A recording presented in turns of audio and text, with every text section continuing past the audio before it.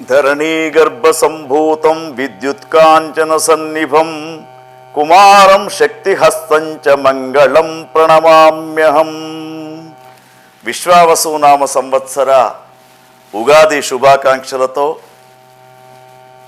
ద్వాదశ రాశుల్లో ఉన్నటువంటి 6వ రాశి కన్యారాశి. మరి ఈ కన్యారాశి ఈ విశ్వావసునామ సంవత్సరంలో ఏ విధంగా ఉంటుంది, వారికి ఎటువంటి ఇబ్బందులు ఉంటాయి, ఎటువంటి లాభాలు ఉంటాయనే విషయాన్ని మనం తీసుకున్నప్పుడు కన్యారాశిలో ఉత్తర నక్షత్రం 2, 3, 4 పాదాలు, హస్త నక్షత్రం 4 పాదాలు, చిత్తా నక్షత్రం 2 పాదాలు మనకు ఇక్కడ కనబడుతూ ఉన్నాయి.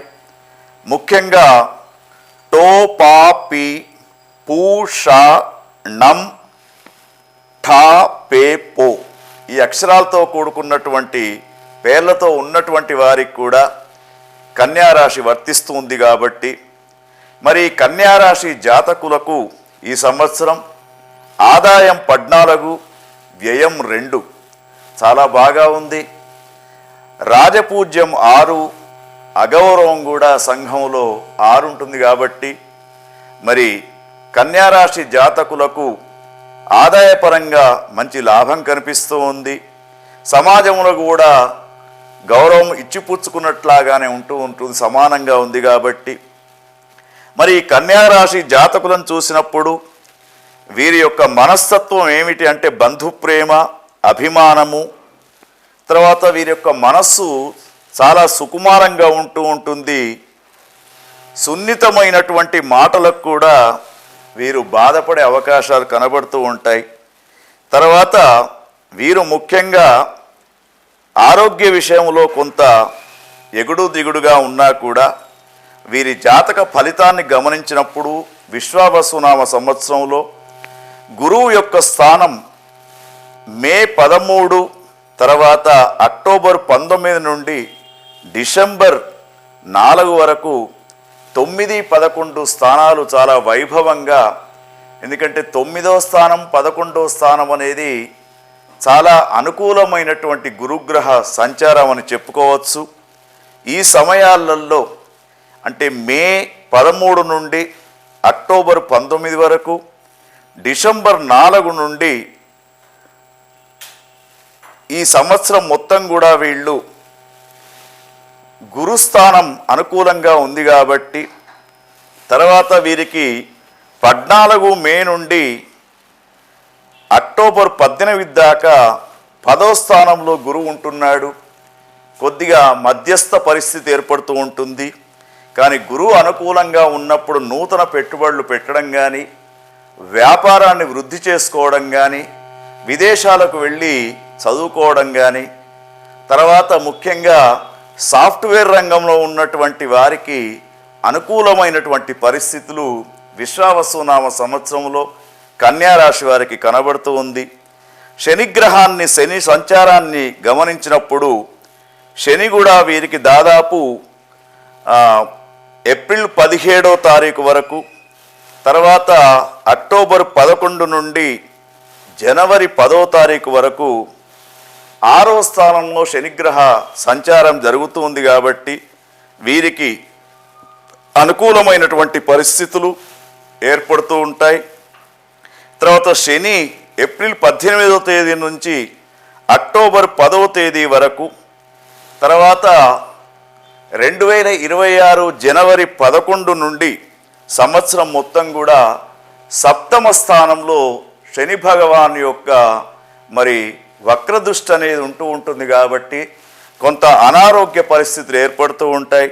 కాబట్టి వీరు కొంత ముఖ్యంగా ఎముకలకు సంబంధించినటువంటి వ్యాధులు, నరాలకు సంబంధించినటువంటి వ్యాధులు రాకుండా సరి అయినటువంటి చికిత్సను చేయించుకుంటే మంచిది.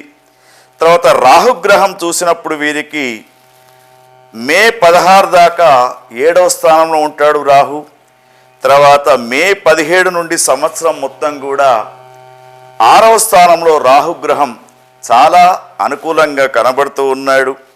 తర్వాత కేతుగ్రహం మాత్రం 1, 12 స్థానాలలో ఉన్నాడు. కాబట్టి కేతుగ్రహం యొక్క అనుకూలత చాలా తక్కువగా కనబడుతూ ఉన్నది.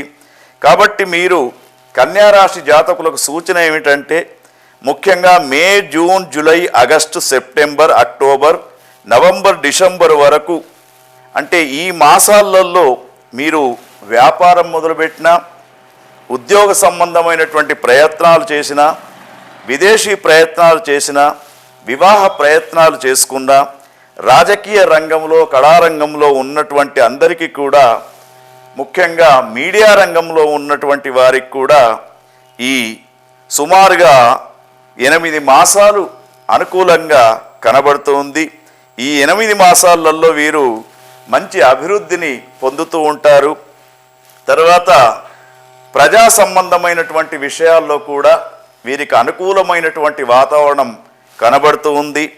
అయితే వీరు సప్తమ స్థానంలో ఎప్పుడైతే శనిగ్రహం ప్రవేశిస్తూ ఉంటాడో అప్పుడు అనారోగ్య పరిస్థితి నుండి కాపాడుకోవడానికి వీరు భగవంతుని యొక్క అర్చన, ముఖ్యంగా శని భగవాన్ యొక్క అర్చన చేయాలి.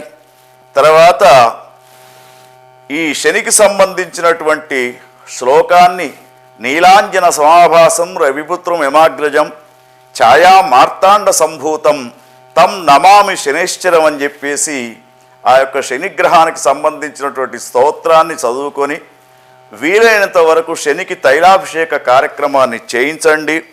మీకు అనుకూలమైనటువంటి వాతావరణం ఏర్పడుతూ ఉంటుంది.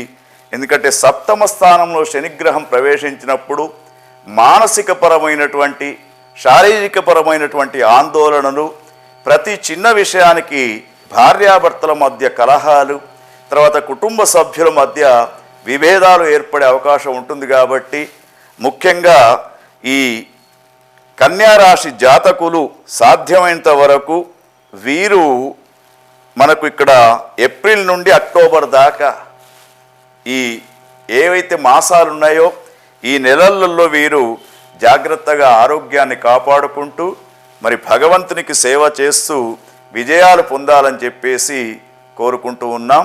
ఓం తత్సత్. కేతుగ్రహం మాత్రం 1, 12 స్థానాలలో ఉన్నాడు కాబట్టి కేతుగ్రహం యొక్క అనుకూలత చాలా తక్కువగా కనబడుతూ ఉన్నది.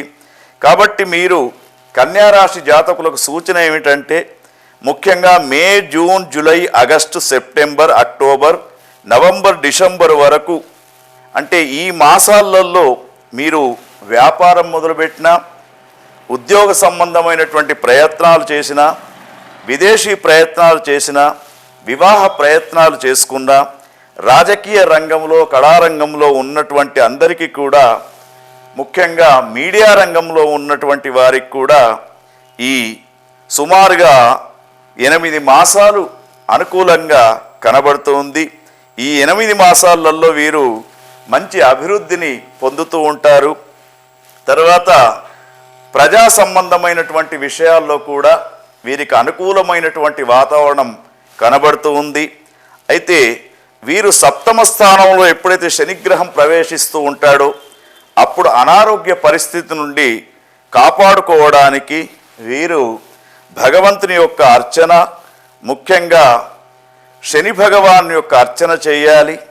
తర్వాత ఈ శనికి సంబంధించినటువంటి శ్లోకాన్ని నీలాంజన సమాభాసం రవిపుత్రం యమాగ్రజం ఛాయా మార్తాండ సంభూతం తం నమామి శనేశ్వరం అని చెప్పేసి ఆ యొక్క శనిగ్రహానికి సంబంధించినటువంటి స్తోత్రాన్ని చదువుకొని వీలైనంత వరకు శనికి తైలాభిషేక కార్యక్రమాన్ని చేయించండి.